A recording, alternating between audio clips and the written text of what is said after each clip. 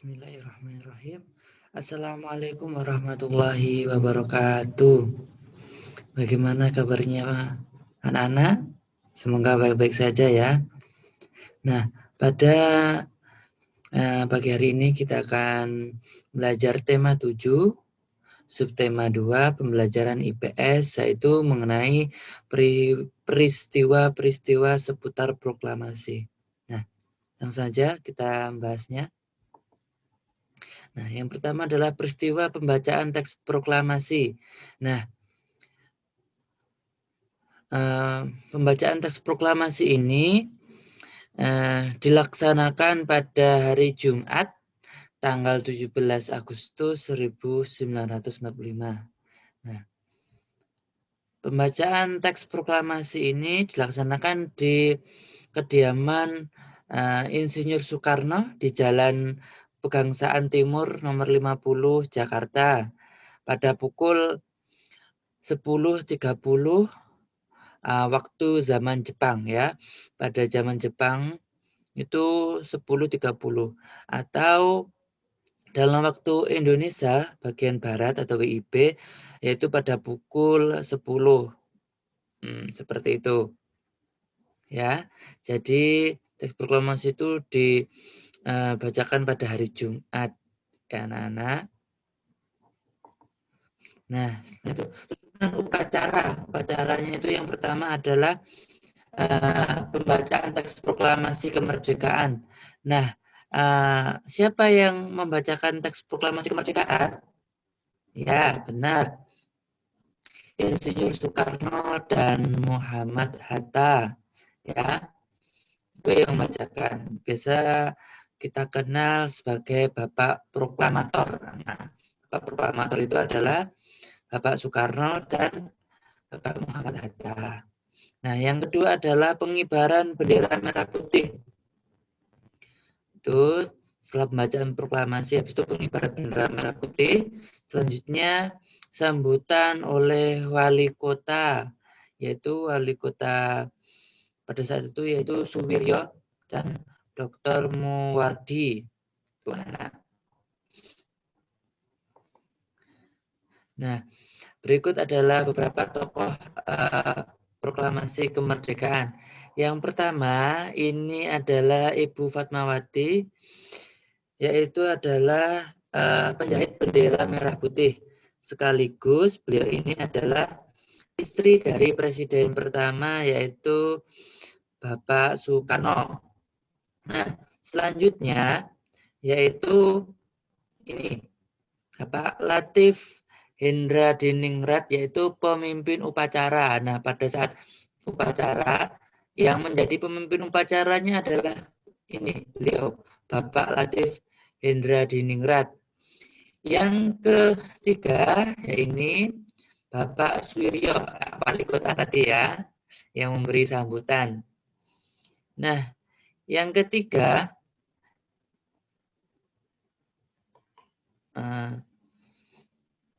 yang ini adalah Laksamana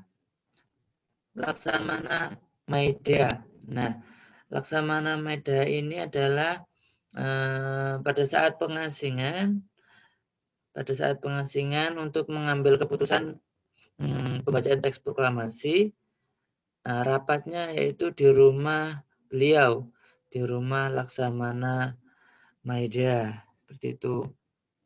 Selanjutnya, gambar ini adalah Bapak Sayuti Melik. Nah, tahu Bapak Sayuti Melik itu siapa? Ya, benar. Adalah yang mengetik teks proklamasi, ya. Seperti itu. Ini adalah beberapa tokoh-tokoh yang berjuang proklamasi yang kemerdekaan.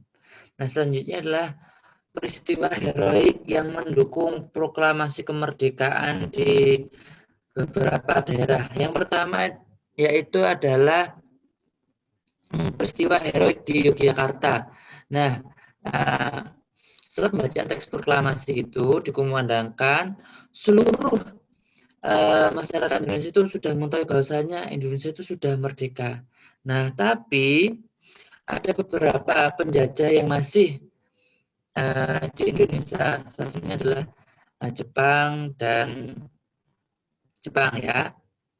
Nah, itu yang pertama adalah peristiwa heroik di Yogyakarta, yaitu perebutan kekuasaan di Yogyakarta. Ya, jadi direbut Yogyakarta itu dimulai pada tanggal 26 September 1945 sejak pukul 10.00 waktu Indonesia Barat.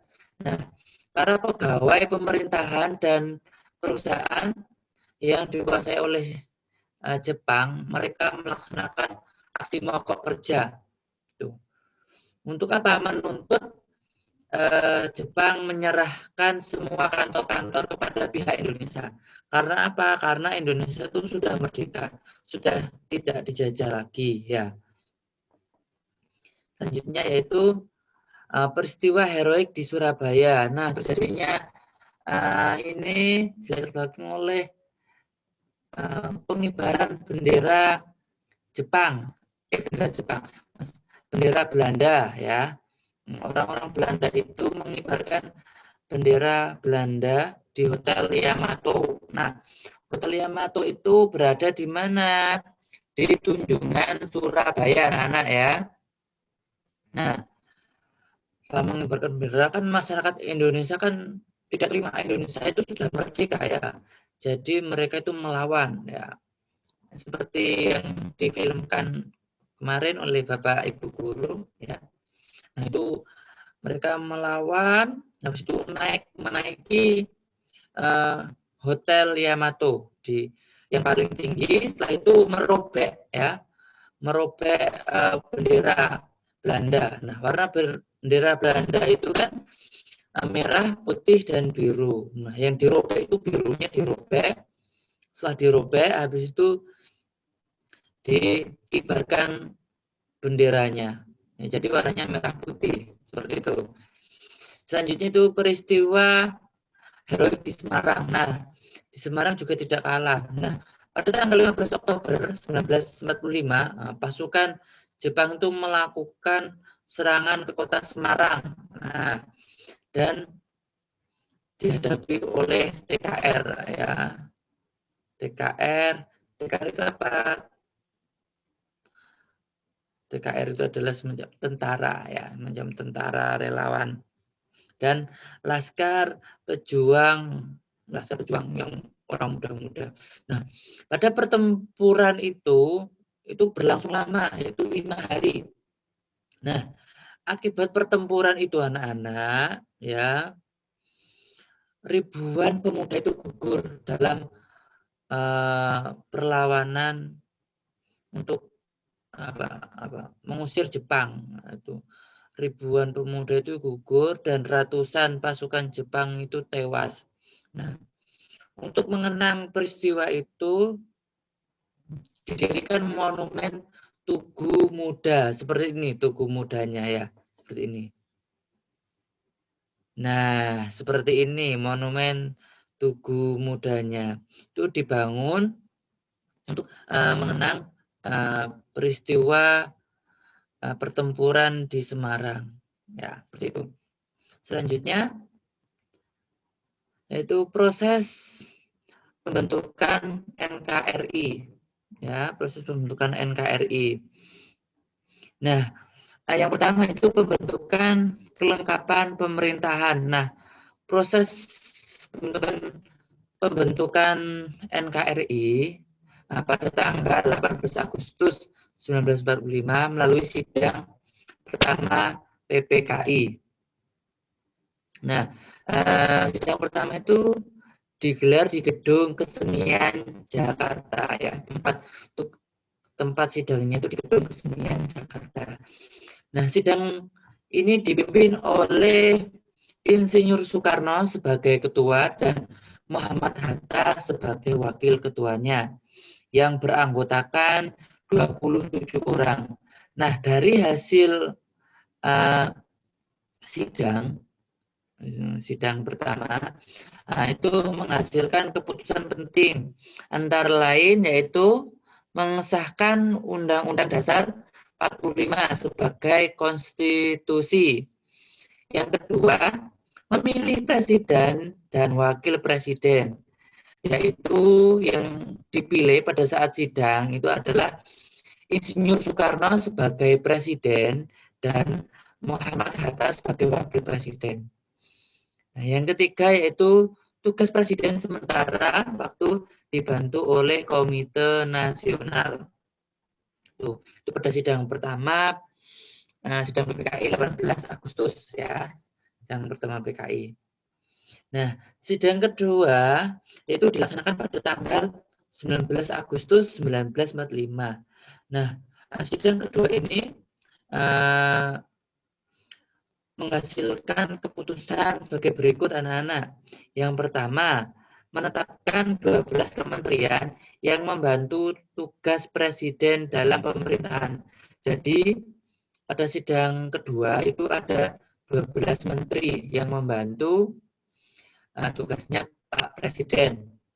Yang kedua, membagi wilayah Republik Indonesia menjadi 8 provinsi.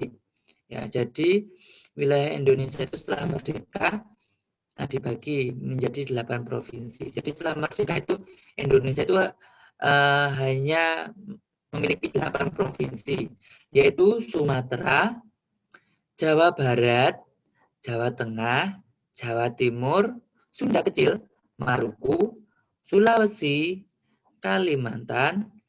Nah, itu 8 provinsi. Nah, masing-masing provinsi itu dipimpin oleh seorang gubernur. Seperti itu. Nah, berikut ini adalah suasana rapat ya. Suasana rapat sidang PPKI ya. Ini suasananya. Nah, yang kedua adalah pembentukan Komite Nasional Indonesia. Nah, sidang PPKI kembali mengadakan sidang yang ketiga yaitu pada tanggal 22 Agustus 1945 ya, yang memiliki agenda pokok tentang pembentukan Komite Nasional dan Badan Keamanan Rakyat. Nah, Komite Nasional ini dibentuk di seluruh Indonesia dan berpusat di Jakarta. Tujuan Komite Nasional ini adalah sebagai penjelmaan tujuan dan cita-cita bangsa Indonesia untuk menyelenggarakan kemerdekaan Indonesia yang berdasarkan kedaulatan rakyat. Seperti itu. Terus yang ketiga, yaitu pembentukan alat kelengkapan keamanan. Setelah tadi membentuk Komite Nasional, selanjutnya itu membentuk kelengkapan keamanan rakyat ya. Nah, tuh. Nah, maka diputuskan pembentukan Badan Keamanan Rakyat atau biasa disingkat BKR. Nah, tujuan BKR ini apa? Tujuan BKR adalah untuk memelihara keselamatan masyarakat serta merawat korban perang. Nah, jadi tujuan didirikan BPR ini adalah untuk memelihara keselamatan masyarakat ya dan merawat korban perang yang perang-perang itu dirawat oleh BPR. Nah, pada saat itu pemimpin negara itu menyadari bahwa sulit untuk mempertahankan negara dan kemerdekaan tanpa angkatan perang, tanpa adanya pasukan perang. Nah,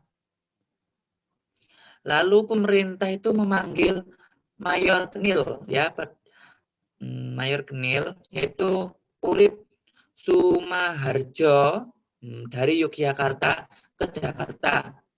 Nah, beliau ini diberi tugas oleh Presiden untuk membentuk tentara kebangsaan. Nah, Pada tanggal 5 Oktober 1945 terbentuklah Tentara Keamanan Rakyat atau biasa dikenal TKR.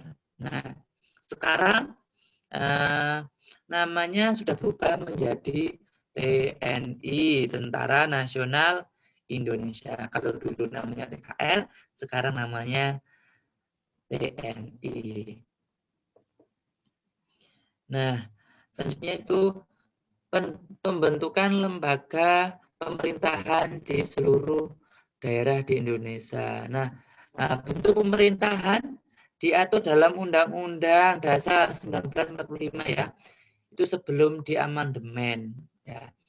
Pasal tersebut berbunyi pembagian daerah di Indonesia atas daerah besar dan kecil dengan bentuk susunan pemerintahannya ditetapkan dengan undang-undang dengan memandang dan mengingat dasar musyawarah dalam sistem pemerintahan negara dan hak-hak asal usul dan daerah-daerah yang bersifat istimewa. Nah, berdasarkan bunyi pasal tersebut, setiap daerah provinsi itu akan dibagi dalam daerah yang lebih kecil. Nah, atau setiap provinsi itu akan memiliki daerah kecil, yaitu yang kita kenal dengan sebutan kota atau kabupaten. Nah, seperti itu anak-anak ya. Nah, tugasnya yaitu mengerjakan LKS halaman 47 sampai 50 ya. Habis itu paket halaman 83, 99, 105 dan 117 ya anak-anak. Sekian pembelajaran pada pagi hari ini, kurang lebihnya mohon maaf. Assalamualaikum warahmatullahi wabarakatuh.